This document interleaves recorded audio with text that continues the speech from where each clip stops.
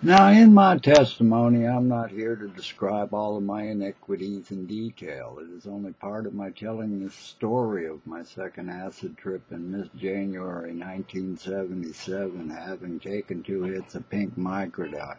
After listening to the four sides of This Is the Moody Blues 4 times in a Carl Jung synchronicity, I turned on the radio and caught the very beginning of the Outlaws, Green Grass, and High Tides, ending with a radio minister coming on expressing the importance of asking Jesus into your house, your heart.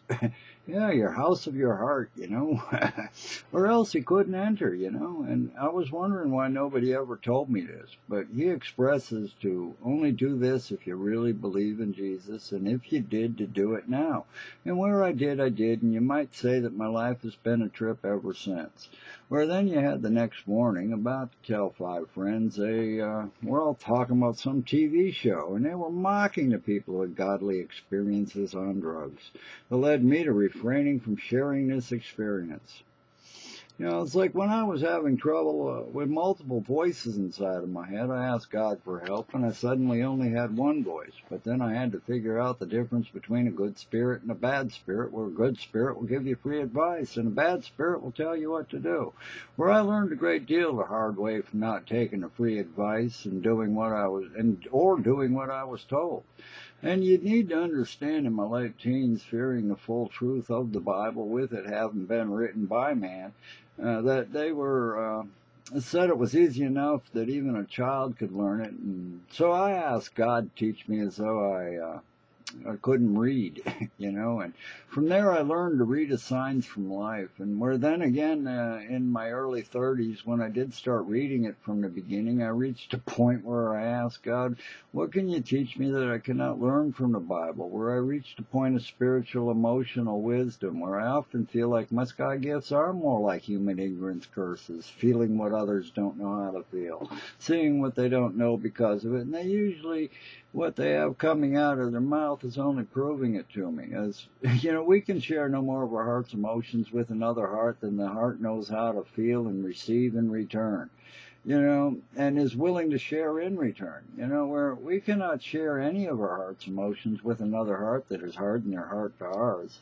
In the beginning, you're magnetic ink. I'm more than that. At least I think I must be. I think I am. Therefore I am. There you go, man. Face piles of trials with smiles, and remember it riles many when you deceive the webs that they weave with the webs that you weave. Keep on thinking free. You see, we see what you see is we have been fixing a hole for our mind where the rain tries to get in and keep our mind from wandering, wondering, imagining, dreaming on where it will go. Boldly traveling through the space of our mind where no man has dared travel before.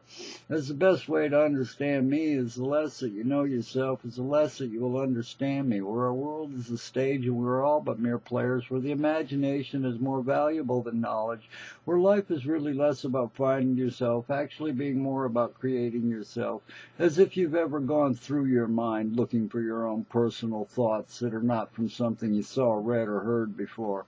Where is it better to have tried and failed than to have never tried at all? Where success is gained through many failures without totally losing enthusiasm. Where I figure it took me so long to learn the truth because everyone lied to me. And before they lied to me, first they lied to themselves, and both are lying to God, and I'm not the devil made them do it. As I never wanted to think like I want to be, as that leaves me feeling like I'm missing something within myself I want to be. As when I wanted to become the actor many me's to me, I thought it was better to pretend that I already was the actor many me's to me I wanted to be. That way, when I became the actor many me's to me I wanted to be, I'd have a better idea of how to act. Now, I don't have to pretend I'm the actor many me's to me I wanted to be anymore, having become the actor many me's to me I wanted to be. But I can still pretend that I am the actor many me's to me I wanted to be, knowing that act best.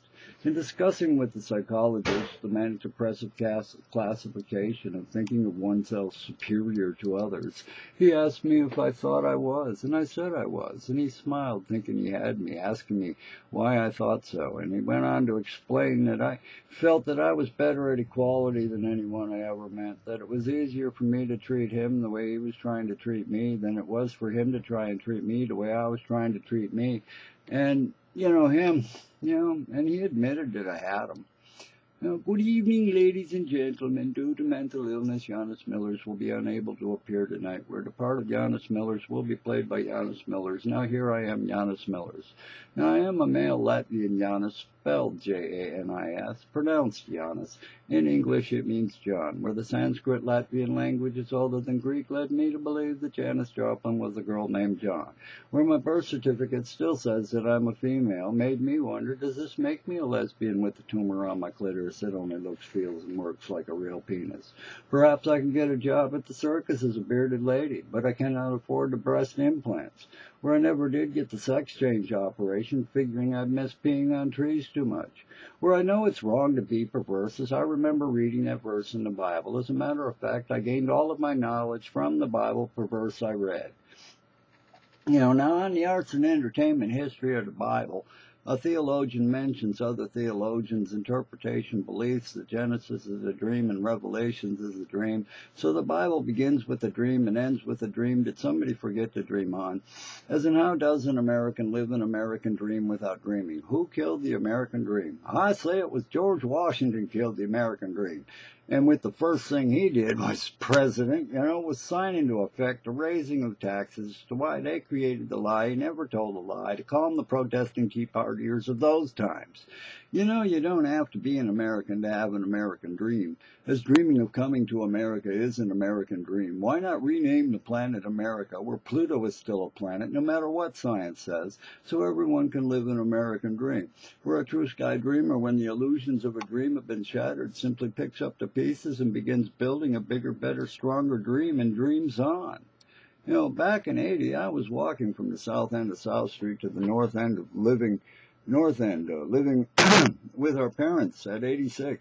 By the kitchen terms, we are out of it. Yes, the fool on the hill who sees the sun going down and the world spinning round. Just a little south of high. Perhaps this means we may never actually get there. But anyway, we told God on the way home that day, walking up the street, that we'd believe in him 100% if he only talked to us. And immediately he did, to the point we didn't care if anyone saw us and thought we were talking to ourselves, as we really believed that we were really talking to God. And then almost just as immediately, we made the biggest mistake we ever made with God, with our going back on our word. Was quite absurd. We told him, fine, we'll give you 99.9 repeating, but we got to see you first. Where many were telling me, they just telling me he requires that 100% belief in the faith. Yet I hadn't met anyone at the time who believed more than us. I'm here in New Hampshire, we're only 1 in 4 believe, and saw no reason to change it. Yet we were only fooling ourselves, as it was some 15 years before we realized that with all of the times that we had revealed himself to us, that we had never given him that 100%, and so we did. And not only did we actually discover how the smallest possible change in our life made the biggest difference, with how it removed that little annoying doubt that we had for so long, and then we won our 2-year battle with Social Security being finalized, winning with the label manic depressive bipolar disorder of the greatest extremes, and our first divorce was finalized, and we were on our way to getting married again for the second time, this time as the King of Kings, not the King of Kings. He's coming soon to a World Planet Theater stage near you, as God can only reveal himself to each individual as they can understand him.